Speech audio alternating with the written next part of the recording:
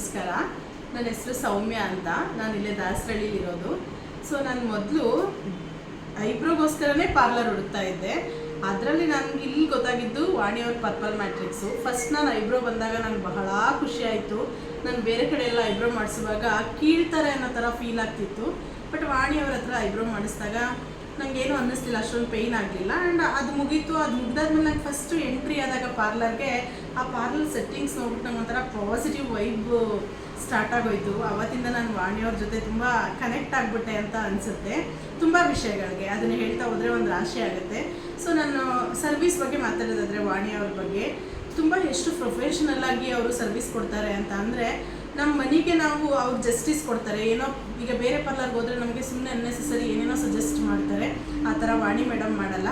ಬಂದು ನೋಡಿದ ತಕ್ಷಣ ಅವರು ನಮ್ಮ ಸ್ಕಿನ್ನ ಅನಲೈಸ್ ಮಾಡಿ ಆ್ಯಂಡ್ ಹೇರಿಗೆ ಯಾವ ಟ್ರೀಟ್ಮೆಂಟ್ ಇದೆ, ನೀವು ಈ ಥರ ಹೋಗ್ಬೋದು ಅಥವಾ ಹೋಮ್ ರೆಮಿಡೀಸ್ ಈ ಥರ ಮಾಡ್ಬೋದು ಅಂತ ಹೇಳಿಕೊಂಡು ಆ ಸರ್ವಿಸ್ ನಮಗೆ ತೊಗೊಂಡ್ರೆ ಎಷ್ಟು ಬೆನಿಫಿಟ್ ಆಗುತ್ತೆ ಅಂತ ಅರ್ಥ ಮಾಡಿಸಿ ಆಮೇಲೆ ಸರ್ವಿಸ್ ಕೊಡ್ತಾರೆ.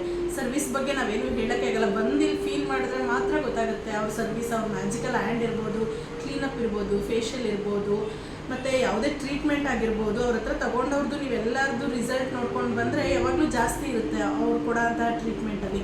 ಸರ್ವಿಸ್ ಬಗ್ಗೆ ಮಾತಾಡಿದ್ರೆ ತುಂಬ ಆಗ್ಬಿಡುತ್ತೆ ವಾಣಿಯವ್ರ ಬಗ್ಗೆ. ಇಲ್ಲಿ ಬಂದು ಒಂದ್ಸಲ ನೀವು ಖಂಡಿತ ಫೀಲ್ ಮಾಡಬೇಕು ಆ ಸರ್ವಿಸ್ನ, ಆವಾಗ ಗೊತ್ತಾಗುತ್ತೆ.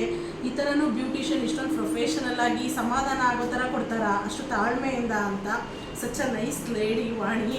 ನನಗೆ ಪರ್ಸ್ನಲಿ ಬಹಳ ಇಷ್ಟ. ಅವ್ರು ಆಡೋ ಅಂಥ ಮಾತು ಅಷ್ಟು ಸಮಾಧಾನವಾಗಿತ್ತು. ನಾವು ಎಷ್ಟೇ ಸ್ಟ್ರೆಸ್ಸಿಂದ ಬಂದ್ರೂ ಇವ್ರ ಹತ್ರ ಸರ್ವಿಸ್ ತೊಗೊಂಡ್ಮೇಲೆ ಆ ಸ್ಟ್ರೆಸ್ ಎಲ್ಲ ಕಡಿಮೆ ಆಗಿ ಖಂಡಿತ ಪಾರ್ಲರಿಂದ ಆಚೆ ಹೋಗ್ತೀವಿ. ಎರಡನೇದಾಗಿ ಈ ಸೆಟ್ಟಿಂಗ್ಸು, ಅವ್ರ ಆಂಬಿಷಿಯಸ್ ಎಷ್ಟಿದೆ ಅಂತ ಗೊತ್ತಾಗುತ್ತೆ. ಪಾರ್ಲರಿಗೆ ಬಂದರೆ ಒಂದು ಹಾಫ್ ಆನ್ ಅವರ್ ನಾವು ಮನೆ ಟೆನ್ಷನ್ ಎಲ್ಲ ಮರೆತು ಅವ್ರು ನಮ್ಮನ್ನು ನಿಧಾನಕ್ಕೆ ನಿದ್ದೆ ಮಾಡಿಸಿ ಆ ಹೀಲಿಂಗ್ ಥೆರಪಿ ಅಂತ ಕೊಡ್ತಾರಲ್ಲ, ಅದರಲ್ಲಿ ನೀವು ದಿನನಿತ್ಯ ಎಷ್ಟೇ ಸ್ಟ್ರೆಸ್ಫುಲ್ಲಾಗಿ ಬಂದ್ರೂ ಆ ಹೀಲಿಂಗ್ ಥೆರಪಿ ತೊಗೊಂಡೋದ್ರೆ ಖಂಡಿತ ಹೇಳ್ತೀನಿ, ಒಂದು ತಿಂಗಳು ನೀವು ಅದನ್ನು ಮೆಮೊರೈಸ್ ಮಾಡ್ತಿರ್ತೀರ. ಅಯ್ಯೋ ನಂಗೆ ಎಷ್ಟು ಚೆನ್ನಾಗಿತ್ತು ಆ ಹೀಲಿಂಗ್ ಥೆರಪಿ ಅಂತ. ಅಷ್ಟು ಸ್ಟ್ರೆಸ್ನ ಅದು ಕಡಿಮೆ ಮಾಡುತ್ತೆ. ತುಂಬ ಒಳ್ಳೆ ಇನ್ವೆನ್ಷನ್ ಅದು. ಇನ್ವೆನ್ಷನ್ ಏನಿತ್ತು ಅದನ್ನು ಇಂಪ್ಲಿಮೆಂಟ್ ಮಾಡ್ಕೊಂಡಿದ್ದಾರಲ್ಲ ಬ್ಯೂಟಿ ಪಾರ್ಲರಲ್ಲಿ, ಅದು ನನಗೆ ಬಹಳ ಇಷ್ಟ ಆಯಿತು.